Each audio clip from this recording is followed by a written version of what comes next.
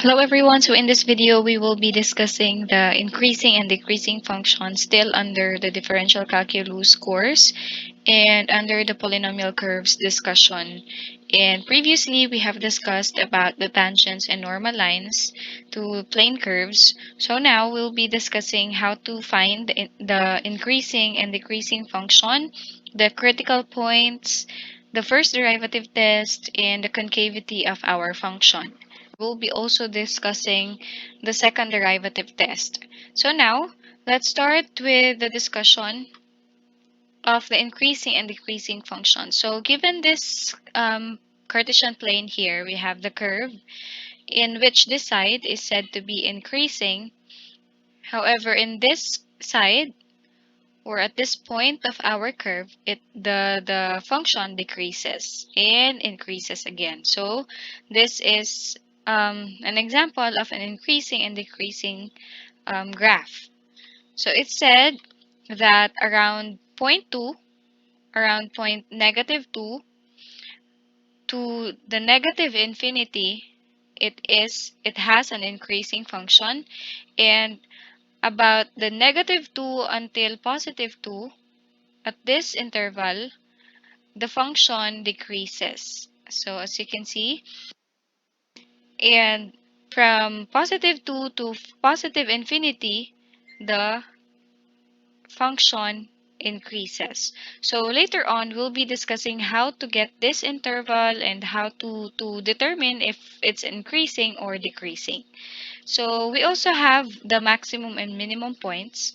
So given the graph here, this points here, which is the highest point of our curve, is what we call the maximum point. So for this curve, the maximum point of this one is this point for again for this curve, and the minimum point for this one is the lowest point, or the lowest point that is found in our curve. So this is our minimum point. And another maximum point if this one here is taken. So this will be another maximum, and this is what we call the minimum, or what we call the saddle point. For the critical points, we have the critical points is the lowest point that can be found in our graph. So for example, this point here is the lowest point. So this is our critical point. This one is this part, or this point is the highest point in our curve. So this is what we call the critical point. So there will be two critical points, the lowest critical point and the highest critical points.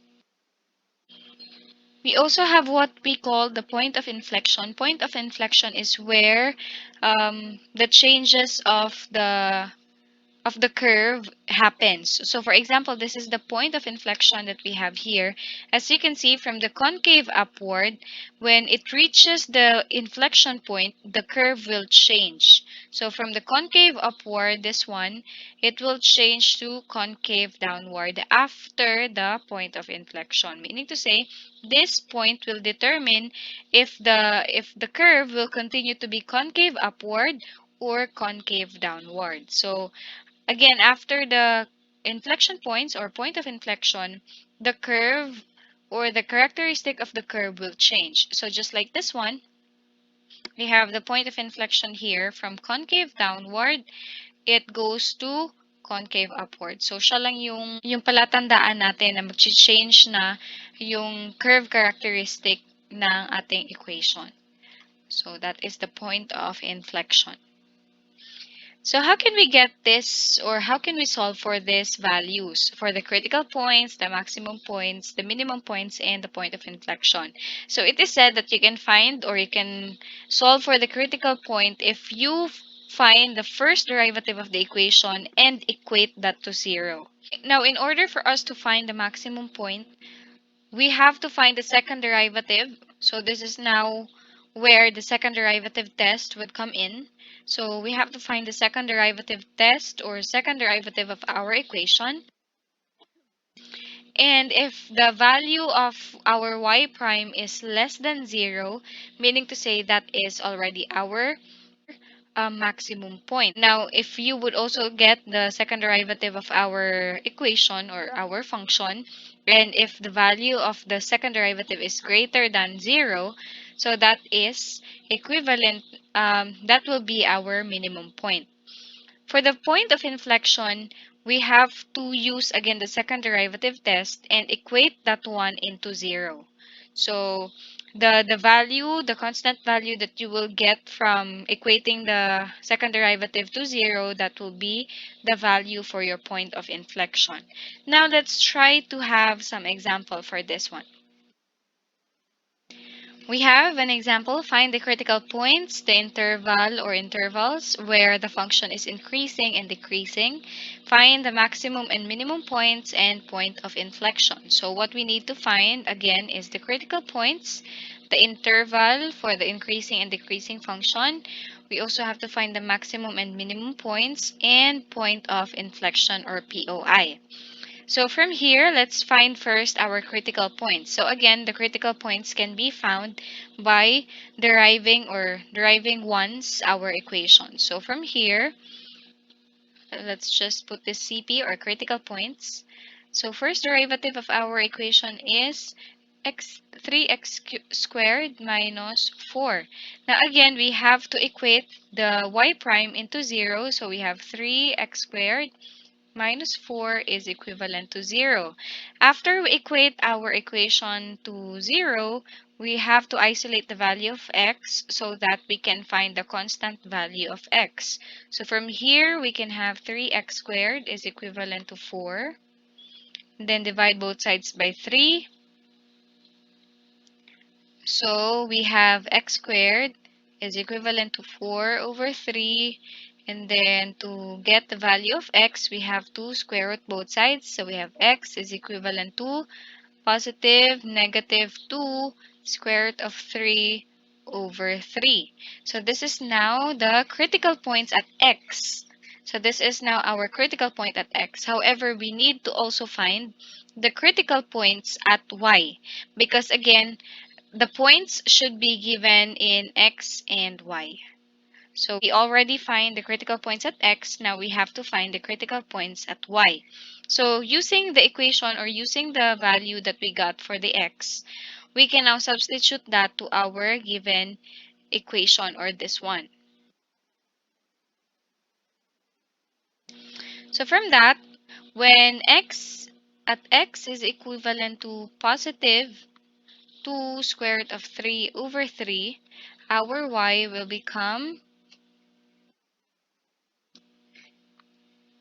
2 square root of 3 over 3 cubed minus 4 times 2 square root of 3 over 3.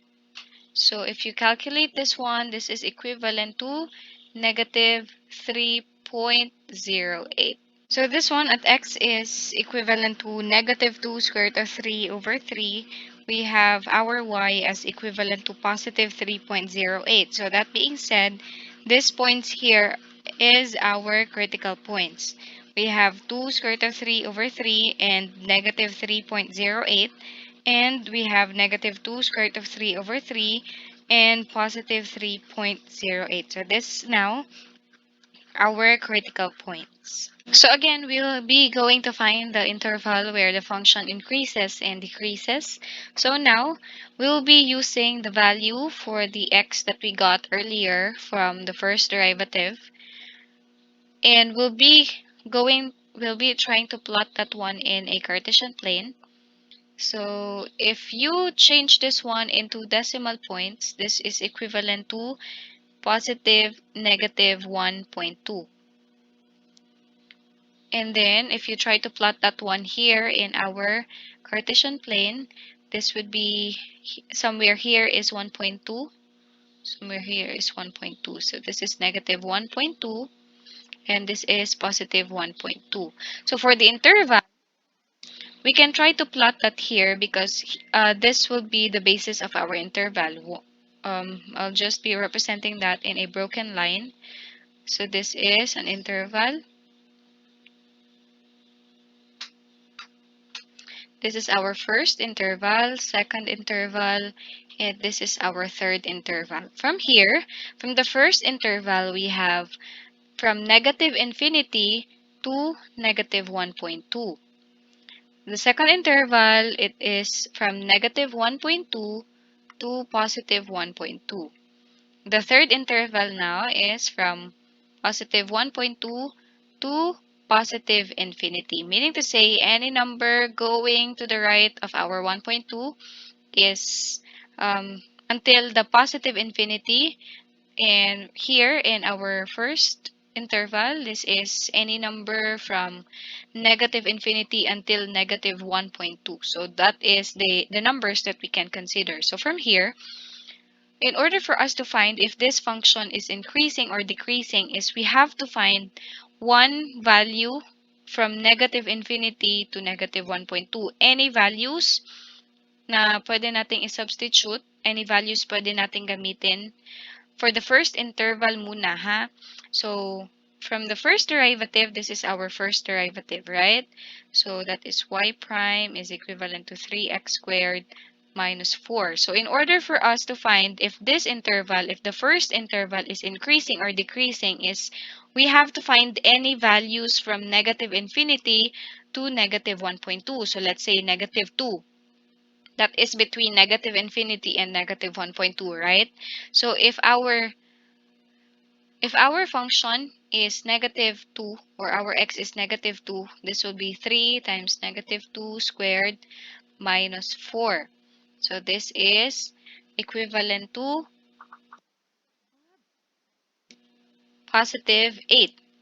So as you can see, 8 is greater than 0. So meaning to say, this interval is, or this function is increasing.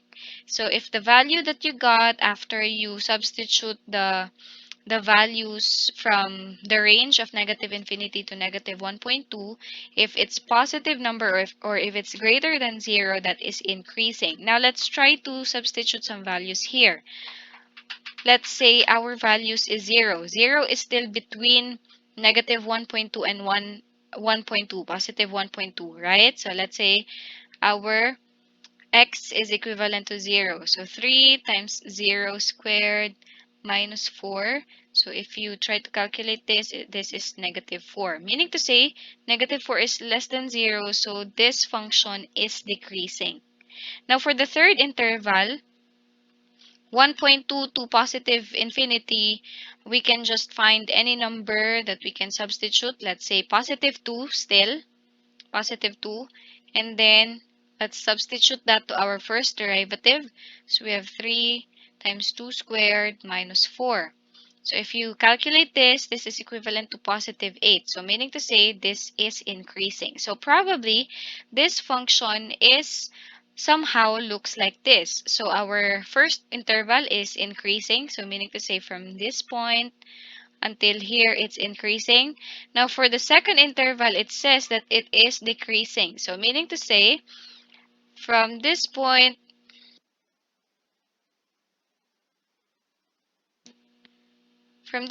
it will go down to here. And for the third interval, it says that it's increasing. So meaning to say it increases again. So this is how we represent that the function, or this is how we represent the increasing and decreasing function. This is increasing, this part is decreasing, and for the third interval, it's increasing again. Meaning to say, negative infinity to negative 1.2, the value or the function is increasing. This is increasing. And from negative 1.2 to positive 1.2, the function or the graph is decreasing. And it increases again at positive 1.2, positive 1.2 to positive infinity. So this is increasing. So this is how you determine how if this points or in this points it is increasing or decreasing. So that's it for the increasing or the interval for the increasing and decreasing. Now let's move on to finding the maximum and minimum points by using the second derivative test as well as the point of inflection. Now, if you can still recall, our critical points are positive 2, square root of 3 over 3, and we also have negative 3.08, and the other one is negative 2 square root of 3 over 3, and positive 3.08. So again, this was the critical points that we got earlier. So now we have to solve again for the minimum points and the maximum points.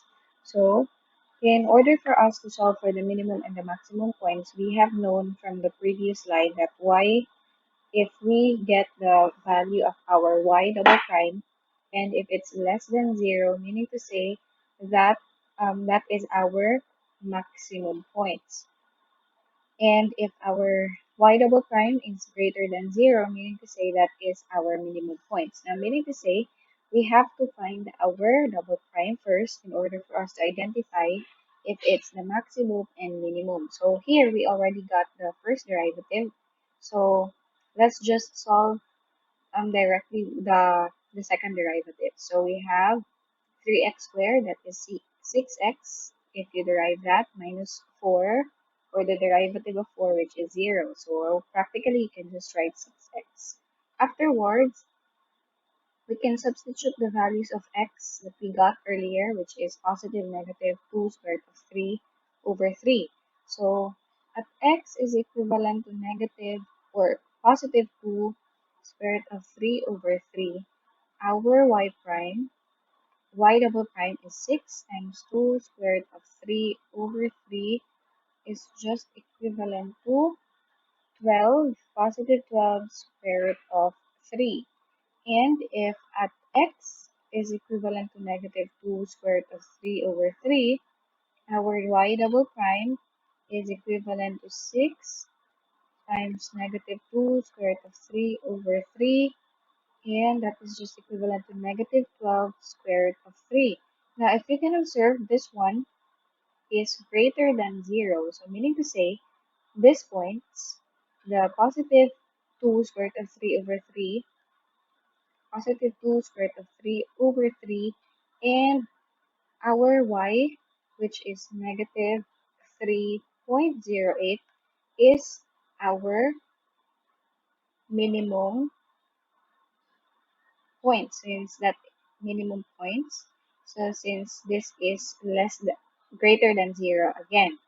So since this one is less than 0, meaning to say this point or the value of our x is the maximum point. So that being said, we have negative 2 square root of 3 over 3 and positive 3.08 as our maximum point. Now, if you try to graph that one in a Cartesian plane, let's check if it's really true. Let's say this is our 1.2, negative 1.2, 1, 2, 3. Let's say this is our 3.08. This is negative 1.2. This is positive 1.2. And this is our negative 3.08. So let's try to graph this one. If again 2 square root of 3 over 3 is equivalent to 1.2. So positive 2 or positive 1.2 and negative 3.08 is somewhere here, somewhere in this point.